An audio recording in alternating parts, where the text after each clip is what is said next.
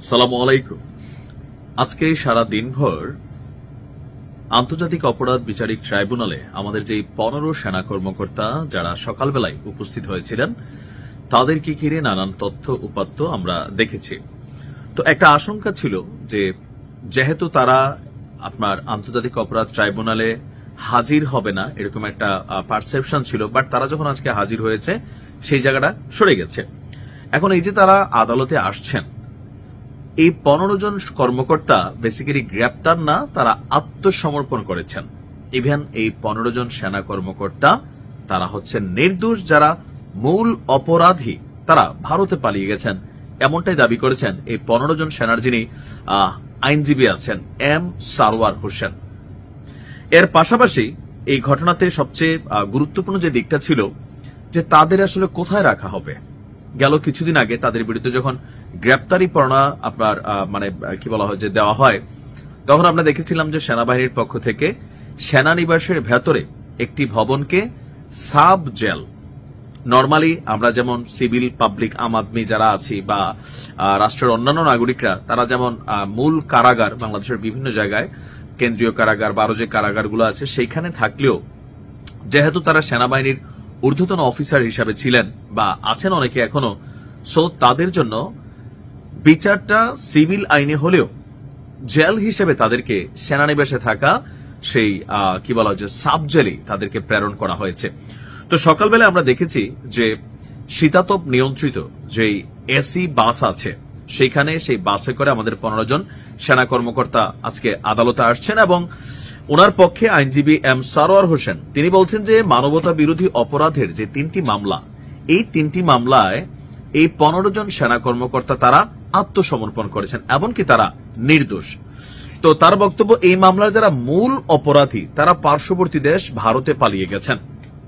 ট্রাইব্যুনালে আমাদের যিনি বিচারক ছিলেন তিনি আসামিদের কারাগারে পাঠানোর আদেশ দিলে এই সেনা কর্মকর্তাদের ঢাকা সেনানিবাসের সাব জেলে নিয়ে যাওয়া হয়। তো আসামি পক্ষে যিনি আইনজীবী আছেন সারোয়ার তিনি বলছেন যে এর আগে সেনা সদরের আদেশে সংযুক্তকৃত 15 জন অফিসার আইনের প্রতি শ্রদ্ধাশীল হয়ে আজকে স্বেচ্ছায় আন্তর্জাতিক অপরাধ ট্রাইব্যুনালে সারেন্ডার করেছেন। তারা অনেক সিনিয়র অফিসার, অভিজ্ঞ অফিসার, তারা সবাই আশা করেন এই আদালতের মাধ্যমে তাদের ন্যায় বিচার পাবেন। প্রসিকিউশন এই সেনা কর্মকর্তাদের গ্রেপ্তার করে নিয়ে আসার কথা জানালেও আইনজীবী সারোয়ার হোসেন তা অস্বীকার করে বলছেন আমরা জানি তারা আত্মসমর্পণ করেছেন, কিন্তু সেটা পুলিশের মাধ্যমে কোর্টে সারেন্ডার করেছেন, সেটাকে তারা বলছেন যে তারা গ্রেপ্তার হয়েছেন, তারা কখনোই গ্রেপ্তার ছিলেন না। তিনি আরো যোগ করেন এর আগে সেনা সদর ব্রিফিং করেছিল, সেখানে তারা বলেছে যে তারা আর্মি হেফাজতে রয়েছে। এমনকি আমরা এটা দেখেছি যে যেহেতু তারা রাষ্ট্রের খুবই গুরুত্বপূর্ণ পদে সেনাবাহিনীর পদে ছিলেন, সো তাদের সম্মানার্থে তাদের হাতে কিন্তু হাত করা পরানো হয়নি।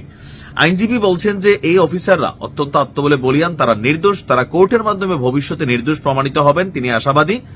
আর আইনজীবী পালিয়ে যাওয়া যে সকল অপরাধী আছে তো তারা কারা, ধরেন তারা যদি নির্দোষ হয় তাহলে ভারতে পালাই গেল কারা, নিশ্চয়ই এই প্রশ্নটা অনেকের মাথায় ঘুরছে। সেক্ষেত্রে আইনজীবী আবার নাম মেনশন করেছেন জেনারেল কবির, জেনারেল আকবর, জেনারেল তারিক সিদ্দিকী, জেনারেল মুজিব, যে এই 4 জন হচ্ছেন মূল অপরাধী যারা এই মুহূর্তে ভারতে পালিয়ে চলে গেছে।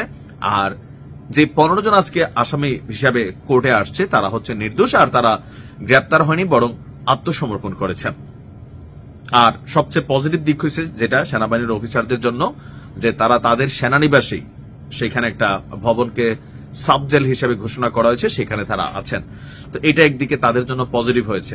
তা আমরা আবারও বারবারই বলি, দেখেন 2-1 মানুষের জন্য পুরো বাহিনীকে বদনামের সুযোগ নেই, আর যাদের বিরুদ্ধে এলিগেশন আছে নিশ্চয়ই আদালতের মাধ্যমে প্রমাণিত হবে। তবে সেনাবাহিনী আমাদের গর্বের, আমাদের ভালোবাসার, আমাদের অহংকারের।